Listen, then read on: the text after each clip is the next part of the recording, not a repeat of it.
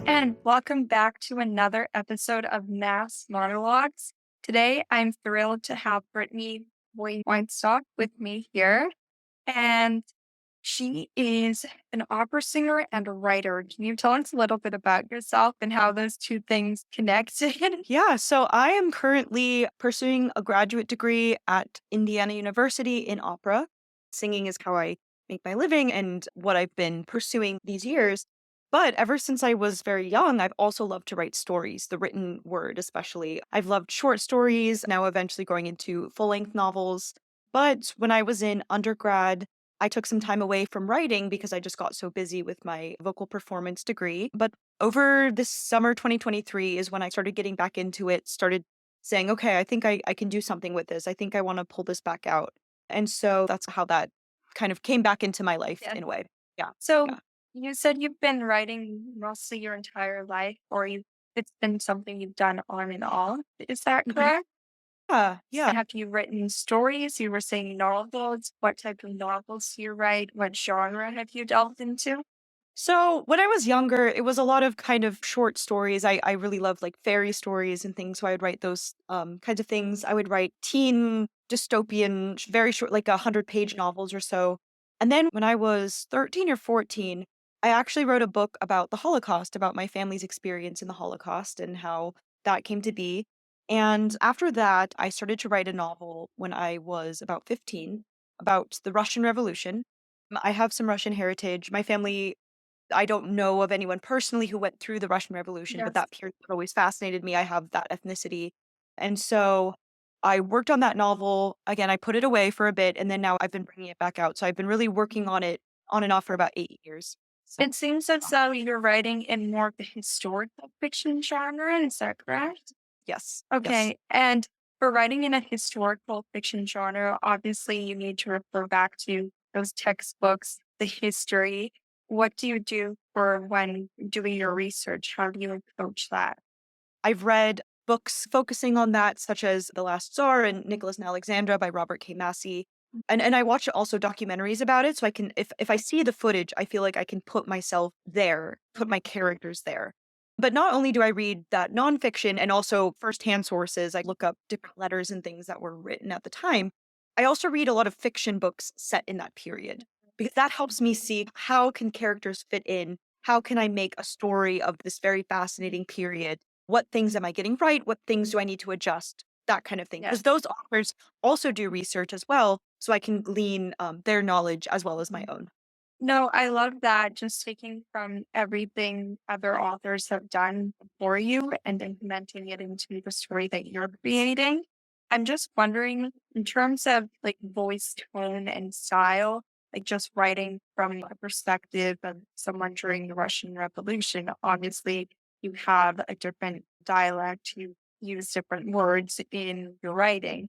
How would you put yourself into that headspace and say, hey, I'm not in 2024, take me back.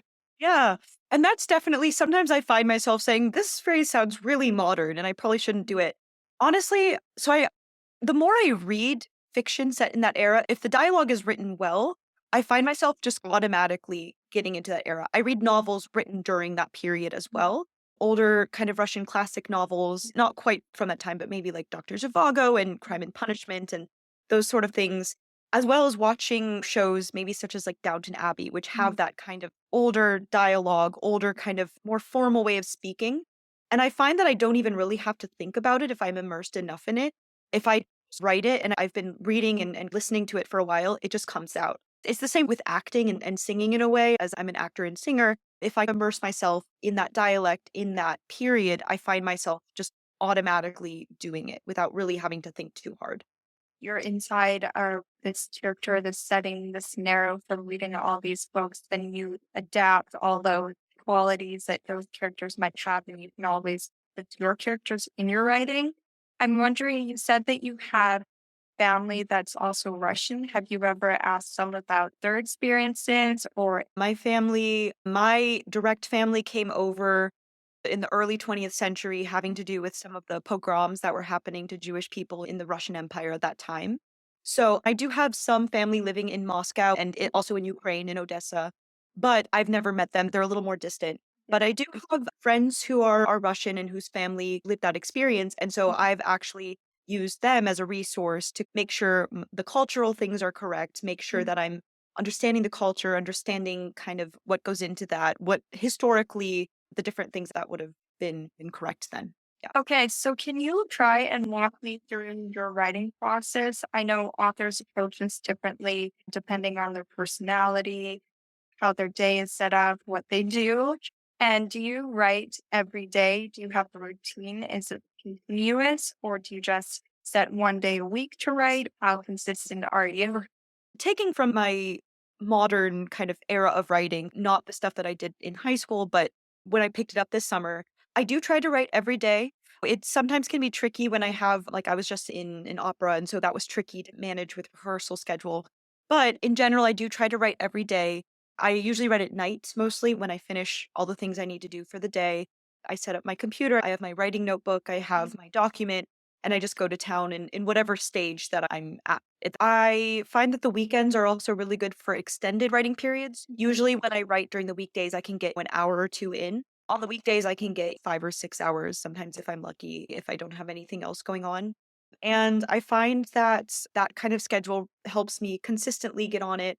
But also, sometimes I find that the breaks when I'm in heavier productions are also helpful to give me more of a perspective and I can get away from it for a bit and then come back to it. So you seem like you're an exceedingly creative person, and this podcast is for creatives.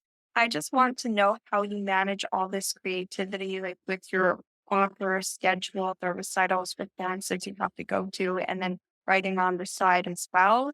Would you have any time management tricks? Yeah, so really it's just about doing little chunks every day for me. Mhm. It's if I have a paper for my vocal pedagogy class due that next week, I try not to do it all the night before. I say, okay, I'm going to work on the paper for an hour, then I'm going to write for an hour, and then the next day I do the same thing.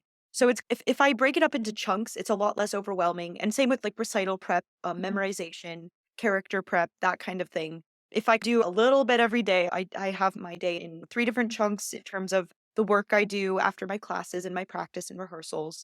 That really has worked for me these past few years. I naturally think I'm a procrastinator where I'm like, I can get this done in 2 nights before, but that's a lot more stressful. And so I find that I like it better when I break it up into chunks like that.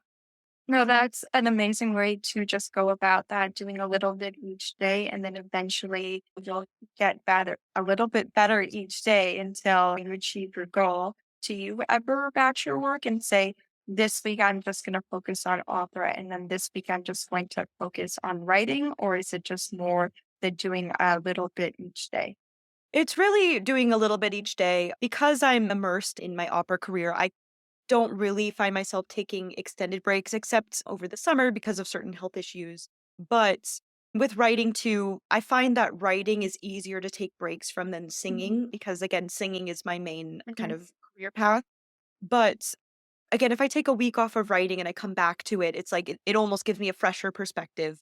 But I don't like to do that all the time because I love my writing, I love my work, I love my characters. So for me, it's more kind of doing a little bit every day whenever I can. Yes, and you're somebody who's part of the opera community and also a writing community. So you've got music, you've got writing, and you said you also have acting. How is it? What are the differences between the people you find in those different creative endeavors? Or do you find that everyone dabbles a bit into each, has their own creative outlets on top of their main creative outlet? Yeah. So I actually have quite a few friends who are writers, singers in that combination. Specifically, one of my friends, Sarai Flores, is also studying opera in her undergrad degree. She's also a writer. She's been published by literary magazines. She's working on a novel, a fantasy novel. And I found in both of those communities, there's more similarities than you might think. And I Mhm. think that the reason is that it's so character focused. When I'm singing, if it's whether it's like an art song or an aria or a role, I'm creating a character. I'm bringing someone to life. In opera, a lot of times it's historical. And then same with writing is I'm also feeding that creative energy into these characters. I Mhm. love really rich, deep characters. I love the psychological complexity of them. The same as if I would do a role prep for opera. And I Mhm. find that in those two communities, everyone loves a good story. Like as long as there's a good story there and good people to tell it and people to bring that audience along with the story, there's really not as much of a difference as you might think. And I think that's why I'm so attracted to both sides and so many of my friends are as well. Is just because of that kind of similarity there. Yeah. Yes, there's a lot of overlap there. And it's just, you were saying how in both of those endeavors, you place yourself into this character and you write from that lens of the character. With your writing, do you ever draw from personal experience, or is there anything you write in your characters that you thought, oh, I'd be able to relate to that, or that's something I've resonated with? It's from my past. All the time, really. And that is something big in acting and singing too, is recalling that to make the emotions authentic when you're on stage, to Mhm. not make it fake and false and like you're putting on a screen. If you pull from your past and your experiences, it's just so much more authentic. And I think the audience responds to that. And the same with writing as well. I do have to go into that space. And I can't necessarily say I've been through all of the tortures and Yes. trials that my characters go through. But I'm like, I felt really low before, or I felt really high, or I felt all of these things. And I can work that into the written word in the same way that I might as a singer, Mhm. because then it just makes it more authentic. And I think Right. people respond to that a lot better than if I was just not even, as long as it has like a little kernel of Mhm. me in, I think that's truth enough. Yes. In most creative outlets, it's funny how it stems from a place of emotion or like this spark of just something feeling essentially, instead of it having to be an experience that you've gone through. You don't exactly have to be through those trials that your characters have been through to know what it feels like to be sad or to be unhappy or just to feel low. And I love that when it comes to writing, when it comes to singing and music, literally any creative outlet out there, is that something you can draw from, but you don't exactly have to be through those exact same circumstances as the characters that you're portraying have been through. I'm wondering, when you go about your character development and creating your characters in your writing, do you do an outline first beforehand writing, or do you just start writing the character and then you go back to revise and edit it? Or do you have this map out before you start writing? Yeah. So and again, when I wrote the first draft of my current novel, I was 15. So this was a long time ago. If I were to start from scratch, it might be different. Mhm. So what I usually like to do is I like to start with a very kind of vague outline. This is what happens here. But I find that when I just write off the cuff, pantsing is what it's called, that there's just a lot of like new surprises that come out. And I find it's more authentic that way. So I think if I stick too much to a formal outline, my creativity is stifled in a way. It's okay. I feel like I'm writing a school project. If it's like, if I can keep it more organic, kind of within that bare bones structure, I find that my writing is more real, better. The characters show me things that I didn't, necessarily plan for, but I'm like, oh, yeah, that makes sense. And so I feel like they're more organic as well, if that makes sense. I'm wondering, do you do anything to motivate yourself to write? Are there days when you think, oh, I just don't want to do this anymore? I'm so done. I've been staring at this document for hours upon hours and I want to move on. Yeah. A lot of times writing is my release from and I love singing. Singing is my passion in life and everything. But sometimes I feel like I need more of an escape from that. So I find that the times that I feel less motivated to write are less. Mhm. But sometimes I do hit a wall and I'm like, I'm so frustrated with this scene. And so what I do is I've learned to know when to step away from that certain part and then I'll move on to another element. I'm like, okay, doing this chapter rewrite is just not working right now. I'm going to go on to a line edit of the first couple chapters, or I'm going to do a little bit of character work and character thinking, or even just listening to music sometimes helps trigger those creative genes. And sometimes if nothing's coming out and I just Mhm. close my computer for the night and I'm like, okay, I'll pick it up tomorrow.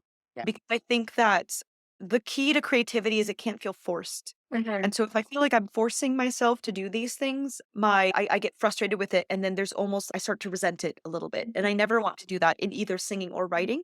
And so I've over the years learned when to take breaks, when is my limit, when to move on from something and then come back to it a little bit later. And I think that's really worked for me. Yes. For example, going out to a cafe and just bringing your computer writing there, or do you stay in your room and a quiet space, or do you prefer to be out in, I don't know exactly where you live or where you are, and I guess what the landscape is. Are there nice places where you can go for a walk, sit at a bench, and then bring out your computer and start writing?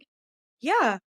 So I think for me, I really have found I can write really anywhere. I've written on airplanes. I've written waiting for auditions in the city. My friend and I took like a writing retreat up to in California this winter, and it was a very nice, quiet retreat.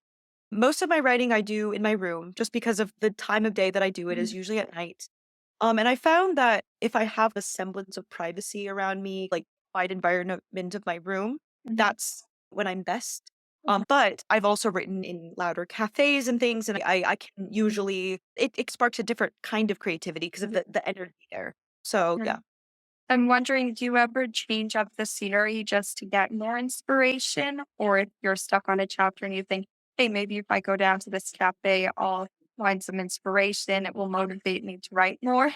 That kind of comes in terms of what I call my inspiration walks, Mhm. where I have a playlist of songs that I are having to do with my book and having to do with Mhm. my manuscript and my characters, and I will take a walk around just around the town a little Mhm. bit, just to get some creative juices going, and then I Mhm. usually like to come back to that familiar environment. Sometimes I do, though, change it up once in a while, but usually I'm a writer of convenience in a way, so because of the craziness of my schedule, I don't always have the choice to Yeah. switch up the environment. I just have to do it wherever I Mhm. can.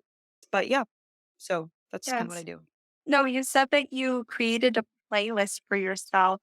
For any writers out there who want to create a playlist while writing, how would you approach that, especially if you're doing historical fiction?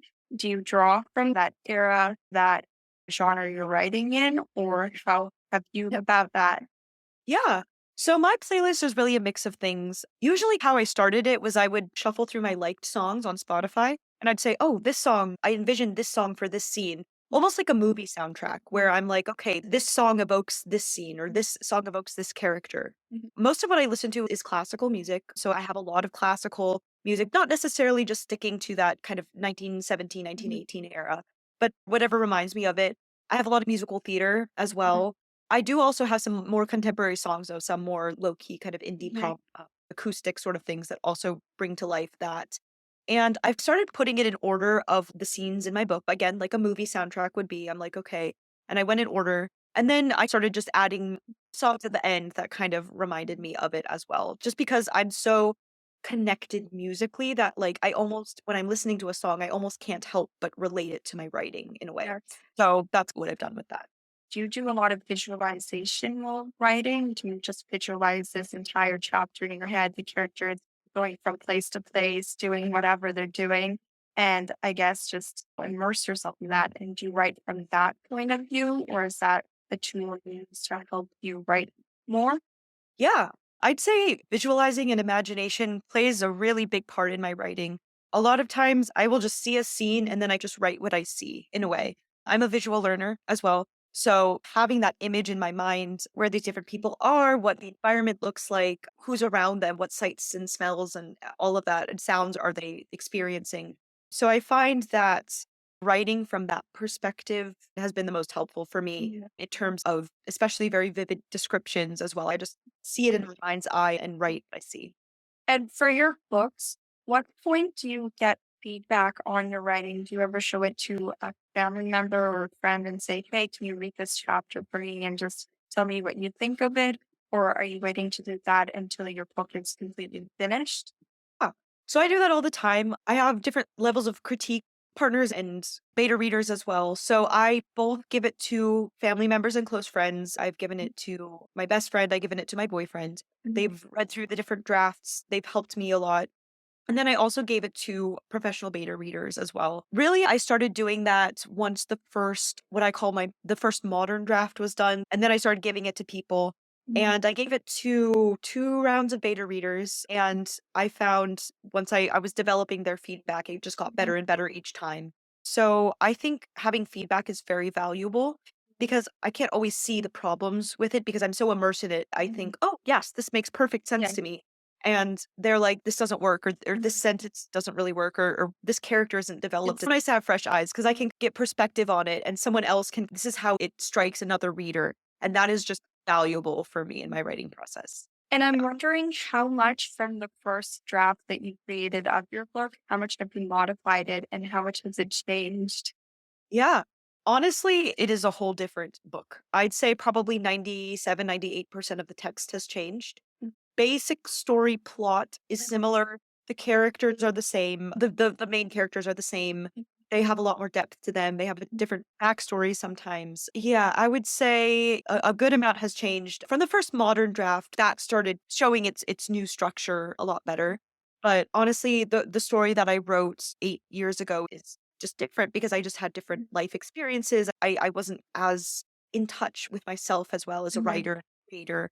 And once I was able to write about these things, to not be afraid of writing really hard and gritty stuff that I know that this book needed, Yeah. it really just came alive. Yeah. I know a lot of artists have this attachment to their work, and if you have any critiques on it, they don't want to let go of their initial idea. Was it hard for you to look back at first draft you made and say, "Oh my gosh, it's changed so much," or just let go of an idea that maybe wasn't connecting with other people but that might have been close to your heart? You loved it, but nobody else did. How would you go about that? Yeah, so that's definitely a struggle, but sometimes, as they say, you got to kill your darlings. You have to just be. When I got feedback from several beta readers, my friends, my boyfriend, who were all like, this isn't really working, I just had to bite the bullet and just take it out because I was like, I love this scene. I love this part. I love how this character's going. But if it's not appealing to the readers who eventually are, hopefully, when I publish it and readers buy it, but it has to appeal to them as well.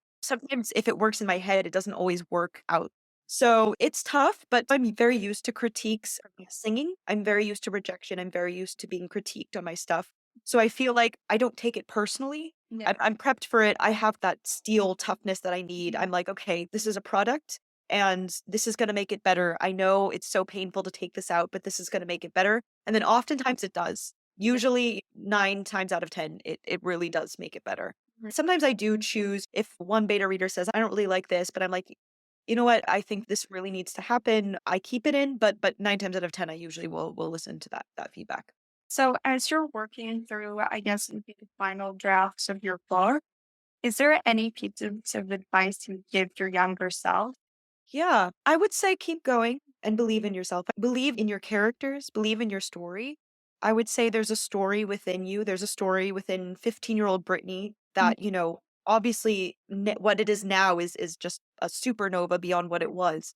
But that kernel of that idea was there. And Mhm. so I think that if there's even that kernel of an idea, if you see that scene, if you see that image, you really can develop that into a really dynamic story that's going to touch a lot of people, dynamic characters that are going to touch you and are going to touch your friends and family and the public.